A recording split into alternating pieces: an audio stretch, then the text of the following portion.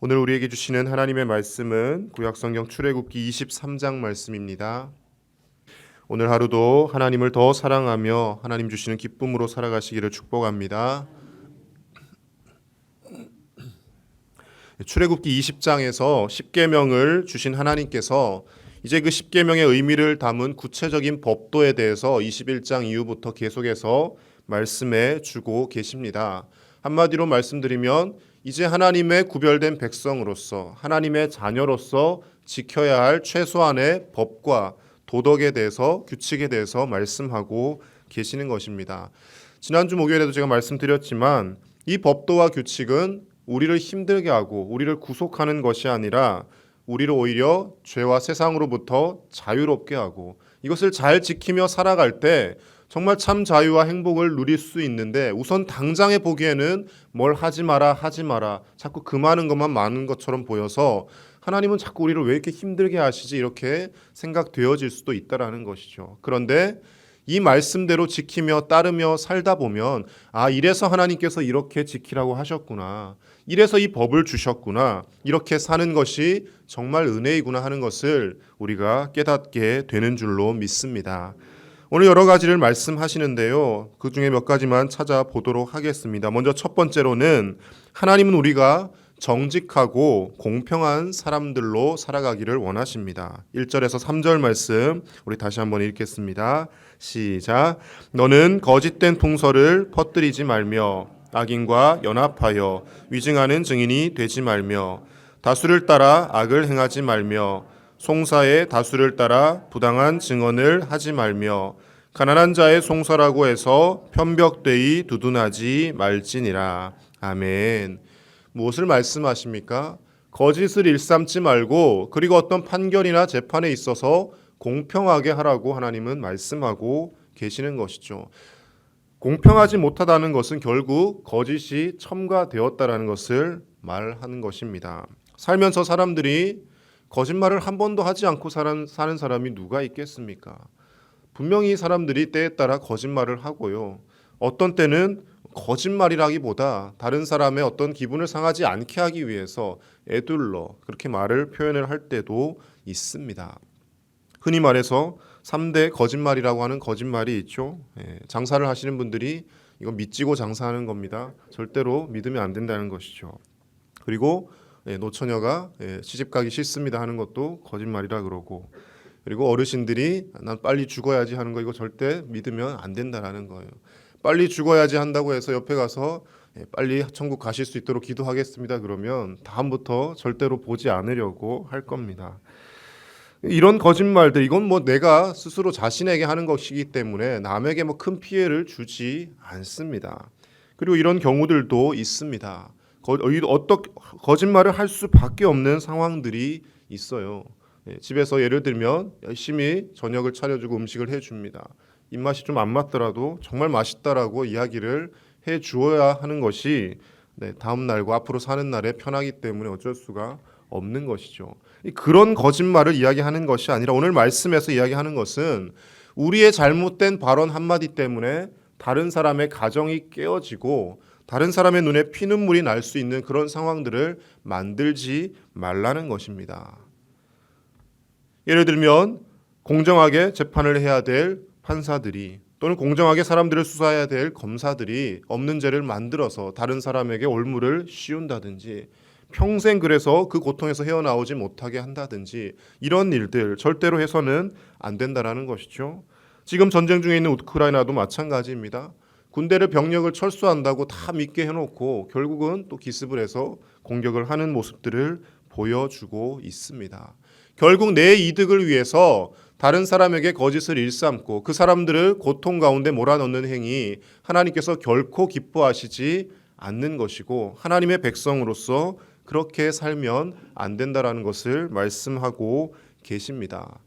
우리 그리스도인들이 세상에서 정직하고 공평하게만 살아도 우리가 예수님을 믿으라고 전하지 않아도 세상 사람들은 교회로 오고 싶어 할 것입니다. 그런데 그간에 우리가 보여준 모습은 예수님을 믿는 사람들이라고 하는 그리스도인들조차도 세상에서 똑같이 부정을 일삼고 부패를 일삼고 내 이득을 위해서라면 다른 사람의 눈에 눈물이 나는 것을 마다하지 않는 삶을 살았기 때문에 우리가 믿는 예수님이 전해지지 않는 것입니다. 초기 그리스도인들은요, 고난과 핍박을 받으면서도 정직하게 살았고 그리고 서로 사랑하며 살았습니다. 일본을 우리가 많이 이렇게 비하하고 욕하기도 하는데요. 일본 사람들이 한편으로는 우리가 배울 것이 참 많습니다. 특히나 일본에 있는 얼마 되지 않는 그리스도인들, 지금도 그런지는 모르겠지만 예전에 일본에서는요, 그리스도인, 교회를 다니는 사람이라 그러면 은행에서 다른 사람들보다 훨씬 더 신용도를 높게 평가를 해 주었다라고 합니다. 하나님을 믿는 사람들은 거짓말을 하지 않는다라는 것이죠. 돈을 빌려놓고 갚지 않는 일들이 없다라는 것이죠. 그렇게 인정을 받고 세상으로부터 존경을 받는 위치에 있던 것이 일본의 그리스도인들이었습니다.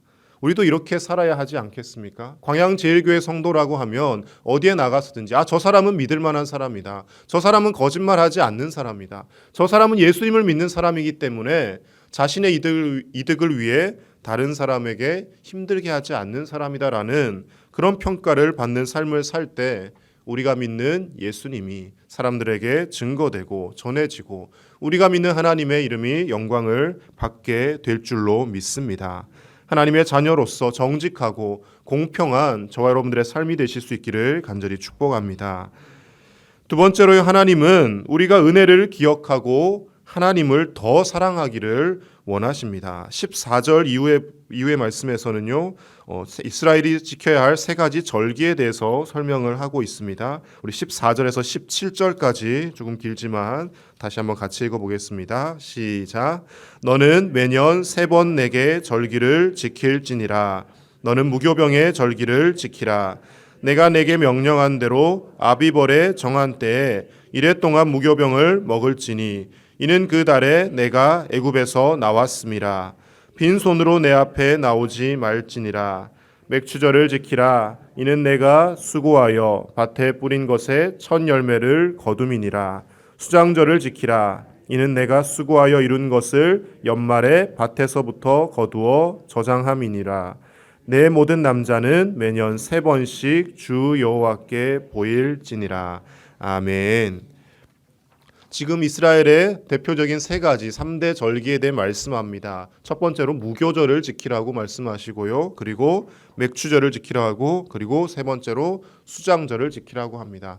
무교절 이렇게 하면 우리가 조금 와닿지 않습니다. 우리가 잘 듣던 유월절이라고 생각을 하시면 됩니다. 유월절 다음 날부터 7일간 무교절의 기간을 지켰습니다. 쭉 이제 이어져서요. 신약 시대에 와서는 무교절과 유월절을 같이 사용을 합니다. 유월절을 지키고 그리고 맥추절을 지키고 수장절은요. 오늘날의 추수감사주일로 생각을 하시면 될 것 같습니다. 자, 이 3가지 절기에 공통점이 있습니다. 유월절, 맥추절, 수장절 이 3가지 절기 모두 다 하나님의 은혜가 아니고서는 이 절기를 지킬 수 없다는 공통점이 있습니다. 유월절은 무엇을 기념하는 것입니까? 출애굽 당시에 하나님의 은혜로 모든 죽음의 사자들이 이스라엘 백성들을 지나치죠. 애굽의 장자들만 죽음을 당하게 되고 이스라엘 백성들은 죽음을 면하게 됩니다. 하나님의 은혜로 생명을 건진 것을 기념하는 절기입니다. 맥추절은요, 하나님께서 비와 햇빛을 주셔서 첫 열매, 첫 소산을 거두고 하나님 앞에 감사하는 절기입니다. 수장절 역시 추수 감사의 개념으로 하나님이 우리를 먹고 살게 해주셨다는 것을 기억하며 지키는 절기인 것이죠. 모든 절기 가운데 하나님이 은혜를 베풀어 주시지 않으면 우리는 결국 살아갈 수 없는 존재라는 것을 의미하고 있고, 우리가 지금 이 이스라엘 백성들 광야길을 걷고 있지만 지금 살아서 이 광야를 걸어가고 있다는 것 자체가 하나님의 은혜라는 사실을 잊지 말라는 하나님의 뜻이 담겨 있는 것이죠. 비슷합니다. 오늘날도 코로나 시대를 살아가며 계속해서 어려운 시대를 살아갑니다. 그러나 우리가 아무리 어렵다고 한들 당시에 광야길을 걸었던 이스라엘 백성들만큼 어렵고 힘든 길을 걷고 있겠습니까? 광야에 뭐가 있습니까?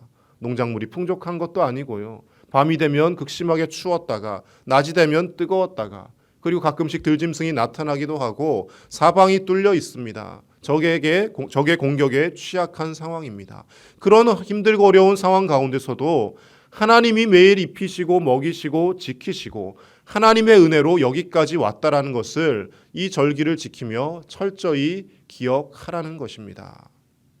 우리의 삶도 마찬가지일 것입니다. 코로나가 처음 시작되었을 때 우리가 다 죽는 것은 아닌가, 큰일 나는 것은 아닌가 많이 두려워하며 떨었습니다. 물론 그 가운데 힘든 상황을 겪으신 분들도 계십니다. 그러나 분명한 것은 여전히 우리는 하나님을 예배하고 있고 여전히 하나님의 은혜 가운데 먹고 살고 있고 여전히 우리의 일상이 조금 바뀌기는 했지만 하나님 은혜 가운데 그래도 아침에 일어나고 밤에 잠들고 가족들과 만날 수 있고 믿음의 공동체와 함께 신앙생활을 할 수 있고 많은 것을 누리며 살고 있다라는 것입니다. 이 모든 것이 하나님의 은혜라는 것을 철저히 기억하며 살아갈 수 있는 저 여러분들이 되실 수 있기를 간절히 축복합니다. 하나님은 그것을 잊지 않게 하기 위해 절기를 지키라고 하십니다. 절기 때마다 헌금을 거두려고 하시는 목적이 아니라 하나님의 은혜를 기억하게 하시는 것입니다.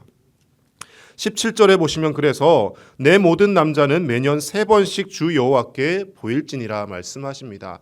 매년 3번 보여라는 것이 어떤 뜻입니까? 3번 절기를 지키라고 하잖아요. 최소한의 이 절기 때만이라도 하나님 앞에 다 나와서 하나님 앞에 온전히 예배하고 하나님을 만나는 날로 삼으라는 겁니다. 그래서 유대인들이 특히 6월절 절기 때는 다 예루살렘으로 가기도 하고요. 철저하게 지키죠. 하나님은 우리를 만나고 싶어 하십니다. 우리의 사랑을 원하신다라는 거예요. 최소한 1년에 3번이라도 나에게 나와서 나와 교제하고 나와 좀 만나다오라고 하나님이 말씀하고 계십니다. 그런데 여러분 오늘날 우리는 1년에 3번이 아니라 매 주일 그리고 매일 하나님 앞에 나오고 있습니다. 하나님이 매년 3번 나에게 나오라고 했는데 1년에 365번을 나온다고 해서 왜 이렇게 자주 나오니라고 싫어하시겠습니까? 결코 그렇지 않습니다. 부모님을 멀리 떨어져서 뵙지 못할 때 우리가 명절을 만들어서 절기를 지키면서라도 가지 않습니까? 1년에 설, 추석 2번이라도 이 절기만이라도 고향을 찾아가고 부모님을 만나고 그동안 못했던 효도를 해야지라는 의미로 이 우리나라의 명절들도 세워졌을 겁니다. 최소한 2번이라도 효도를 하자는 것이죠. 마찬가지입니다. 최소한 3번이라도 나를 만나다오라고 하나님 말씀하시는데 우리가 매일매일 하나님 앞에 나오고 하나님의 말씀 가운데 살기 위하여 기도하고 애쓰는 모습을 하나님이 보신다면 하나님은 훨씬 더 기뻐하실 줄로 믿습니다. 우리의 사랑을 원하시고 우리를 만나기를 기뻐하시는 하나님 앞에 매일매일 나와서 하나님과 교제하며 그 하나님의 은혜를 찬송하며 오늘 하루도 살아가는 저와 여러분들이 되시기를 간절히 축복합니다. 한 가지만 더 보시면요. 그런데 15절 말씀에 보시면 하나님이 빈손으로 나오지 말라고 말씀을 하고 계십니다. 이 말씀을 읽다 보면 하나님 좀 너무하신 것 아닌가라는 생각이 들 때가 있습니다. 광야에서 뭐가 있다고 이곳에서 절기를 지키는데 하나님 빈손으로 나오지 말라고 하십니까? 이렇게 의문을 가질 수 있지 않겠습니까? 물자가 없습니다. 힘들게 살아갑니다. 그런데 중요한 것은요. 하나님이 빈손으로 나오지 않을 수 있도록 먹이시고 채워주셨다라는 것입니다. 우리는 늘 염려합니다. 지금 생활이 빠듯한데 하나님 앞에 헌금을 드려야 될까 말아야 될까. 물론 헌금은요 강요해서 드리면 절대 안 됩니다. 11조를 안 드리면 복을 받지 못합니다. 이런 설교 별로 바람직하지 않은 설교입니다. 내가 기뻐하고 내가 감사하면요 남이 헌금하지 말라고 해도 드리지 말라고 해도 드릴 수밖에 없습니다. 감사로 드리는 거예요. 근데 하나님께서 빈손으로 나오지 말라고 의도적으로 명령을 하시는 것은 이 어려운 광야길 가운데 있지만 한번 돌이켜 보라는 겁니다. 누가 먹이고 누가 입히셨는지 생각을 하라는 거예요. 출애굽 당시에 이스라엘 백성들이 빈손으로 나오지 않았습니다. 하나님의 은혜로 애굽 사람들에게 은금 패물을 구하고 의복을 구했을 때 애굽 사람들이 다 내어줍니다. 노예들이 도망쳐서 탈출을 하는데 주인들이 누가 그 귀중품을 내어주겠습니까? 그런데 하나님의 은혜로 그것을 다 탈취해서 나오도록 하셨다라는 거예요. 하나님께서 먹이시고 하나님께서 채워주셨다라는 것을 말씀합니다. 그리고 이 광야길을 걷는 동안도 반석에서 물이 나오게 하시고 배가 고플 때면 만나를 내려주시고 메추라기를 통하여 고기도 먹게 해주셨다라는 것입니다. 하나님이 채우시니 걱정하지 말고 감사함으로 드려보라는 하나님의 뜻이 담겨 있는 것이죠. 힘들고 어려운 시대를 살아가지만 여전히 우리는 하나님의 은혜로 먹고 살고 있고 하나님의 은혜로 살아 숨쉬고 있습니다. 하나님 앞에 우리가 자원하여 기쁨으로 하나님 앞에 감사의 마음을 표시하며 하나님 앞에 예물을 드릴 때 하나님은 우리가 드린 것에 수백 배, 수천 배, 수만 배 더 채우시고 우리의 필요 가운데 앞서 가셔서 우리 앞서 행하시며 우리를 인도하여 주시는 분인 줄로 믿습니다. 오늘도 그 하나님을 의지하며 하나님의 손길 가운데 하나님의 은혜 가운데 오늘 하루를 감사와 기쁨으로 채우시고 힘들다 어렵다 모든 것이 불가능하다 이런 부정적인 언어로 우리의 삶을 채우기보다 오늘도 하나님의 은혜로 살고 있다. 하나님이 지켜주실 것이다. 하나님이 반드시 승리하게 하실 것이다. 하나님이 우리 가정을 더 잘되게 하시고 우리 교회를 더 잘되게 하실 것이다. 믿음으로 긍정적인 언어로 하나님 앞에서 감사와 기쁨으로 살아가는 저 여러분들의 하루가 되시기를 간절히 축복합니다. 기도하겠습니다. 이 시간 함께 기도하실 때 하나님 우리가 하나님의 자녀들로서 정직한 그리스도인으로 이 세상을 살게 하여 주시고 하나님을 매일매일 만나며 하나님을 더 사랑하는 우리의 삶이 되게 해달라고 이 시간 함께 기도하겠습니다. 그리고 계속 고통 가운데 있는 우크라이나 땅에 속히 전쟁이 멈추고 하나님이 주시는 평화가 임하게 해달라고 기도해 주시고 오늘부터 본격적으로 교회 본당 공사가 진행됩니다. 무엇보다 안전하게 또 은혜롭게 공사가 잘 진행되어질 수 있도록 우리 함께 기도하겠습니다. 하나님 아버지 감사합니다. 이 새벽 우리를 불러주시고 하나님 은혜 가운데 오늘도 하나님을 만나며 교제할 수 있게 하심을 감사를 드립니다. 아버지 하나님께서 우리를 인도하시고 먹이시고 입히시고 우리 가운데 여전히 은혜를 베풀어주고 계신 줄로 믿습니다. 그 하나님을 더 의지하게 하여 주시옵소서. 아버지 하나님 우리가 정직하게 세상을 살게 하여 주시고 하나님의 공의를 나타내는 그리스도인이 되게 하여 주시옵소서. 하나님 앞에 나올 때마다 하나님이 주신 은혜를 되새기며 기억하는 우리의 인생 되게 하시고 하나님 앞에 무엇이라도 더 드리고 싶어하는 마음이 넘쳐나게 하시며 하나님을 더 사랑하며 하나님 만나는 것이 우리 삶의 가장 큰 행복이 되어질 수 있도록 우리를 이끌어 주시옵소서. 하나님 아버지 우크라이나 땅을 긍휼히 여겨주시고 저 땅 가운데 전쟁이 속히 떠나가게 하여 주시고 아버지 하나님 무죄한 피가 더 이상 흘려지지 아니하도록 하나님께서 평화를 허락하여 주시옵소서. 국가의 이익을 위하여서 다른 나라를 침범하고 다른 사람들의 행복을 파괴하는 일들이 자행되지 않게 하여 주시며 남북관계 가운데도 하나님께서 참 평화를 허락하여 주시옵소서. 아버지 하나님이 지켜주셔야 우리의 삶이 안전할 수 있는 줄로 믿습니다. 하나님 동행하시고 인도하여 주시기를 원합니다.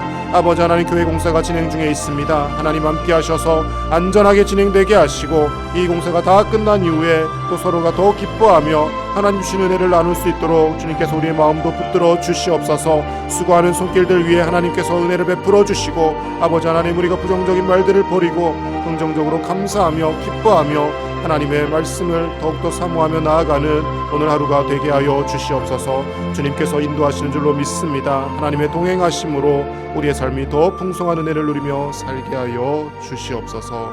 아버지 주시옵소서. 하나님 감사합니다. 광야길과 같은 이 코로나 시국 가운데서도 우리를 하나님의 은혜로 인도하시고 여전히 우리를 먹이시며 우리를 입히시며 우리에게 날마다 필요한 것들로 채워주시니 감사를 드립니다. 어렵다 힘들다 하지만 그러나 돌아보면 실상 지금도 하나님께서 너무나 많은 은혜를 베풀어주고 계심을 우리가 깨닫게 됩니다. 하나님의 은혜의 손길을 더 바라보게 하여 주시고 세상을 바라보며 한탄하는 것이 아니라 믿음의 눈을 들어 우리를 지키시는 하나님을 바라보며 승리하는 우리의 삶이 되게 하여 주시옵소서. 매일매일 하나님께 더 가까이 나아오며 하나님을 더 깊이 사랑하는 우리가 되게 하여 주시옵소서. 우크라이나 땅의 평화를 허락하여 주시고 속히 전쟁이 멈추게 하여 주시며 자국의 이익을 위하여 다른 나라를 침범하고 무죄한 피를 흘리게 하는 일들이 자행되지 않도록 하나님께서 하나님의 마음을 모든 세계 사람들에게 부어 주시옵소서. 남과 북의 긴장 관계도 하루빨리 해결이 되게 하여 주셔서 이 땅 가운데도 평화를 주님 허락하여 주시옵소서. 오늘부터 교회 공사가 진행됩니다. 하나님께서 지켜주셔서 안전하게 하시고 어떠한 사고도 있지 않게 하시며 은혜롭게 공사가 잘 마무리되어서 더 좋은 은혜로운 환경 가운데 하나님을 예배할 수 있도록 주님께서 함께하여 주시옵소서. 오늘도 주님과 동행하며 감사와 기쁨이 넘치는 우리의 삶이 되게 하실 줄 믿사오며 우리 주 예수님의 이름으로 기도드립니다. 아멘.